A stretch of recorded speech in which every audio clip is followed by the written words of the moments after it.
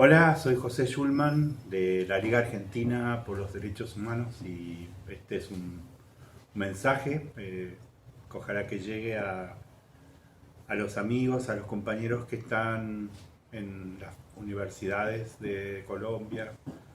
a los que todavía siguen en la cárcel, a los que intentan reconstruir su vida en la montaña o sostener sus sueños en las ciudades hoy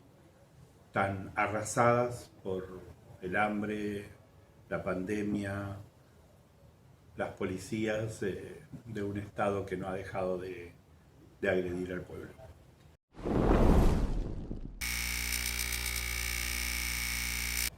Para finales del siglo XIX, para principios del siglo XX, un nicaragüense,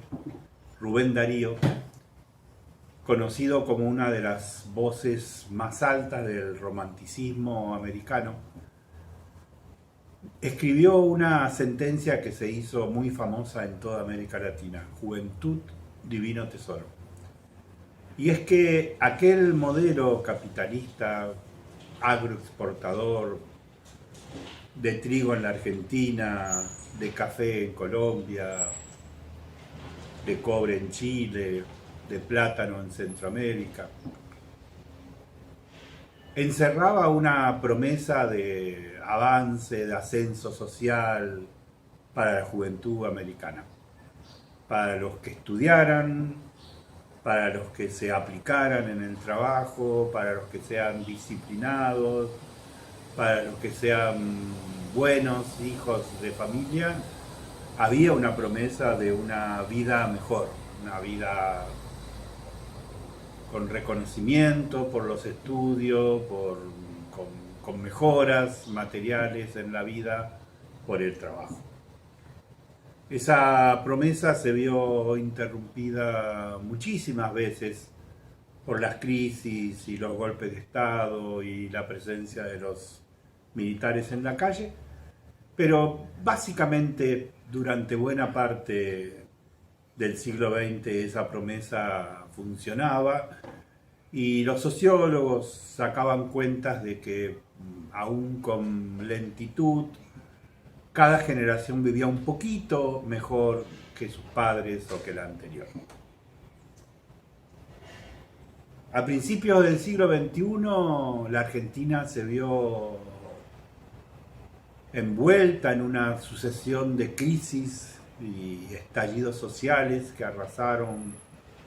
con 5 gobiernos para finales del 2001, y lo mismo ocurrió en Bolivia y en Ecuador y en otros países. Un ensayista, escritor, novelista argentino, 2 veces premiado por Casa de las Américas en Cuba, Eduardo Rosenbay, escribió un texto con el cual intentó explicar lo que en la Argentina se conoce como la masacre de Cromañón, la muerte dentro de un lugar para bailar de cientos de jóvenes porque se prendió fuego el techo de materiales inapropiados,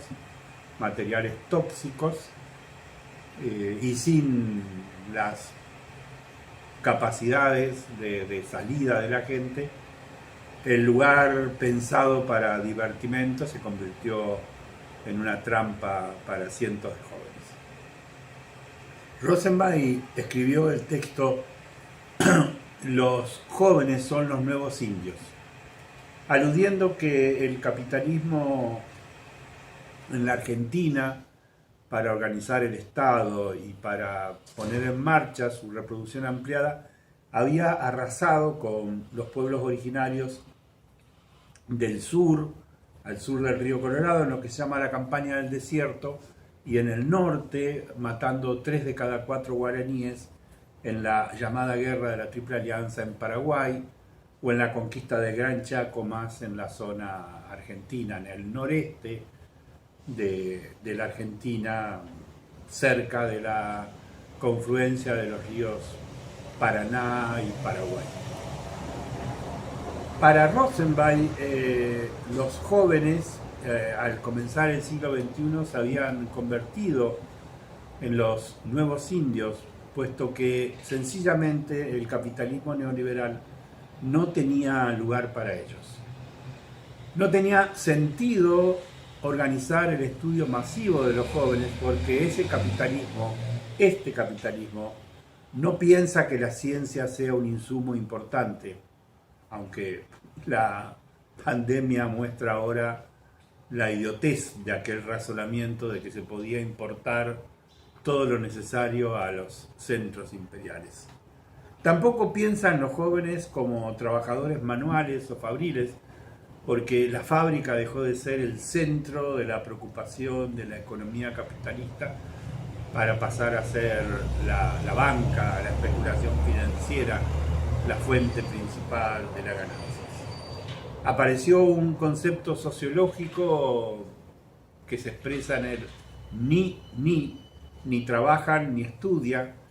y da cuenta de centenares y centenares de miles, seguramente millones en América, de jóvenes que sobreviven en las barriadas populares sin poder trabajar, sin tener acceso a los estudios, y son objeto de las manipulaciones y las acciones de las bandas mafiosas,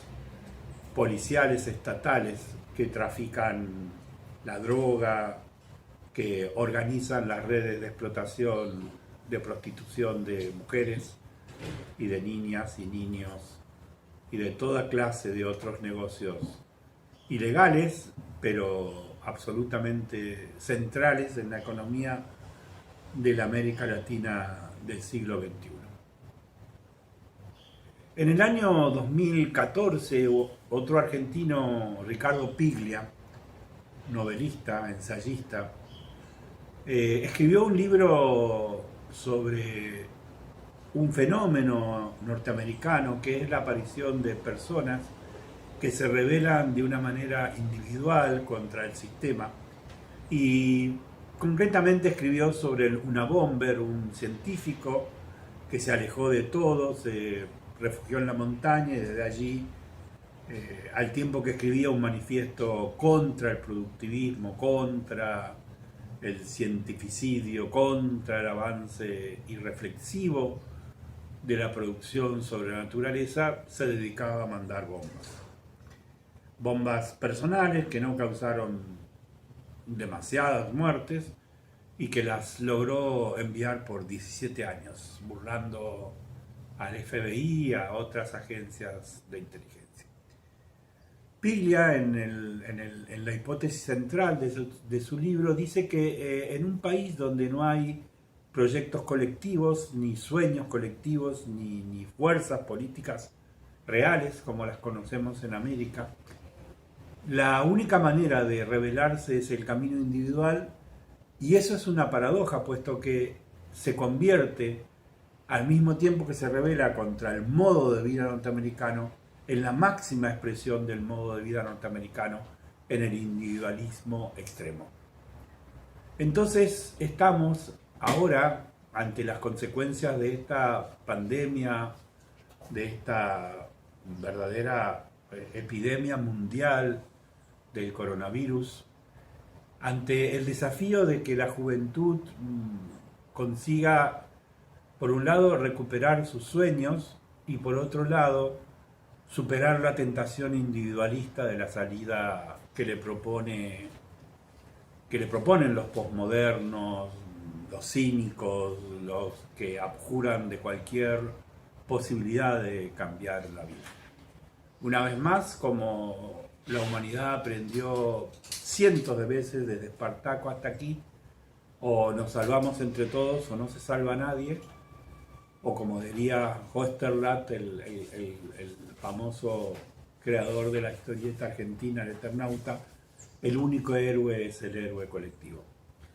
En Colombia, los argentinos, los americanos, hemos aprendido muchísimo de los esfuerzos por crear héroe colectivo, hemos seguido sus experiencias y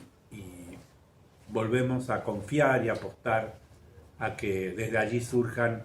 nuevos y grandes aportes a la causa americana.